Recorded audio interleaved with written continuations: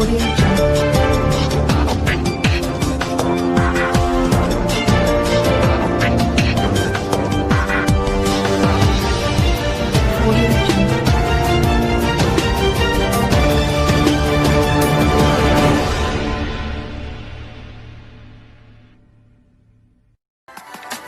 में आतंकी कार्यकलाप करुवा व्यक्ति नजर रखा स्पेशल 44 गृह मंत्रणालय गठन कला स्वतंत्र टीम।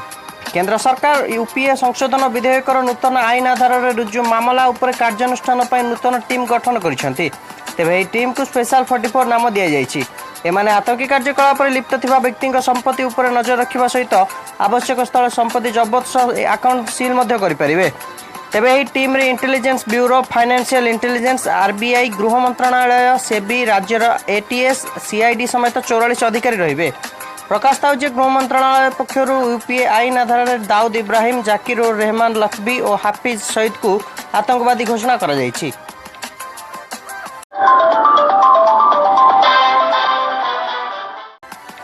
लालकिला निकट में पोता जाइथिला देशर प्रथम टाइम कैप्सूल।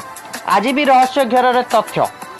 राम मंदिर आरंभ आगु भविष्य कौन विवादीय परिस्थिति इतिहास साक्षी स्वरूप 200 फुट तले टाइम कैप्सूल पोता जिबा घटना पर आज दिल्ली जेएनयू प्रॉफेसर आनंद रंगनाथन ट्विटर रे उल्लेख करछन्ति आज को प्राय 47 वर्ष पूर्व 1973 मसीहा अगस्त 15 तारिख में लालकिला निकट में इंदिरा गांधी मध्य टाइम कैप्सूल पोती थिले। तेबे एथिरे स्वाधीनता परवर्ती 25 वर्ष घटनाक्रम को स्थानित करने से Indian council of historical research सहायता नहीं एवं यह 5000 वर्ष जाए सुरक्षित थिबा जଣା पड़ी। तेबे एथिरे कौन रही ताहा आज जाए मध्य विवाद घर रही।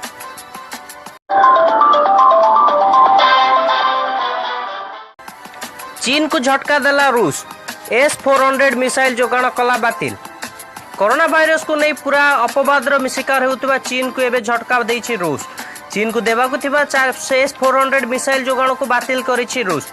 तेबे मस्को तरफ बेजिंग गुइंदागिरी करथिबा अभियोग करथिबा बेले चीन गणमाध्यम रे याको भिन्न भाव में दर्शा दे कुआ जायछि जे एही डील पय रूस को अनेक कर्मचारी बेजिंग पठाइबार थिबारु एवं कोरोना समय रे यह संभव होई नथिबारु एपरि करिछि रूस। तेबे उल्लेखयोग्य जे 400 किलोमीटर परिधि में आसुथिबा जे कोनोसी एयरक्राफ्ट बा अस्त्र को नष्ट करिवार क्षमता रखुथिबा S-400 मिसाइल पय चीन रूस सह 2014 रु चुक्ति करथिला।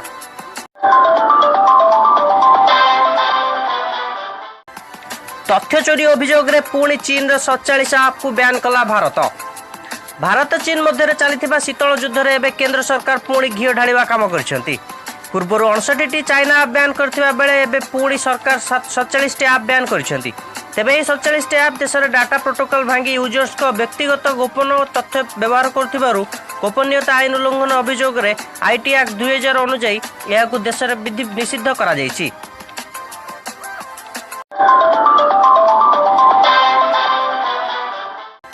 जुलाई 29 रे प्रकाश पाइब मैट्रिक रिजल्ट। अगस्त शेष सुधा बाहरी पारे +2 रिजल्ट। आसंता 29 तारिख बुधवार दिन मैट्रिक फल प्रकाश पाइब बोली गणशिक्षा मंत्री समीर रंजन दास आज अपराह्न 12 संवेदक सम्मेलन में सूचना देइछन्ति। माध्यमिक शिक्षा बोर्ड सभापति रामाशीष हाजरा सूचना अनुसार बोर्डर 2टी वेबसाइट यथा bscodisha.ac.nic एवं www.bscodisha.nic.in एवं 56765750 नंबर को SMS द्वारा रिजल्ट जानी पारिबे छात्र छात्री।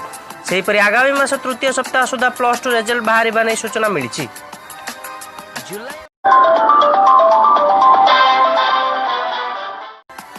श्राद्ध वार्षिक मिसाइल मैन अब्दुल कलाम को स्मरण कले देशवासी। भारतर पूर्वतन राष्ट्रपति डीआरडीओ इसरोर व्यवस्थापक तथा वैज्ञानिक तथा भारतर कोण अनुकोण में परिचित थिबा missile man APJ Abdul Kalam को श्राद्ध वार्षिक आज देशवासी स्मरण करिसेंति।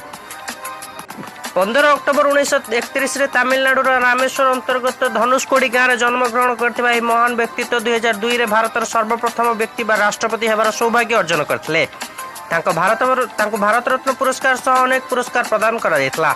2015 मसीहा आज दिन में महान शिक्षक, वैज्ञानिक, लेखक, राष्ट्रनीतिज्ञ परलोक घटिथिला।